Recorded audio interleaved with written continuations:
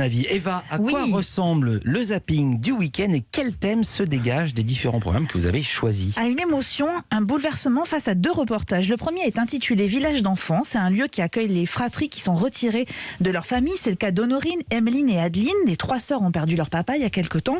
Leur maman n'a pas les moyens d'assurer leur quotidien. Les journalistes de 13h15 le dimanche ont suivi Adeline. Elle a 12 ans. C'est une enfant qui oscille entre nostalgie, joie et tristesse et surtout qui a parfaitement conscience de sa situation.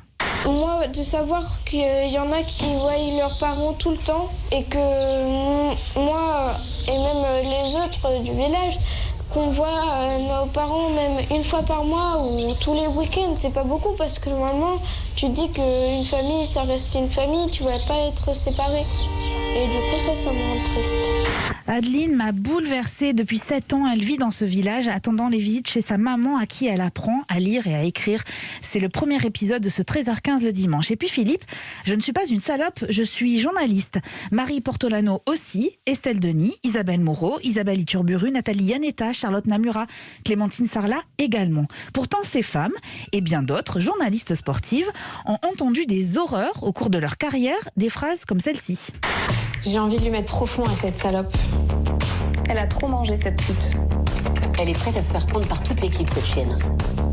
Mais quelle conne, heureusement qu'elle est bandante. Connasse, va les sucer dans le vestiaire. Va falloir arrêter de parler de football, grosse pute. Des phrases violentes dites par des confrères, des supérieurs hiérarchiques ou des anonymes sur les réseaux sociaux. Marie Portolano et Guillaume Priou ont choisi de tendre le micro à ces femmes qui ont été méprisées, insultées, voire harcelées.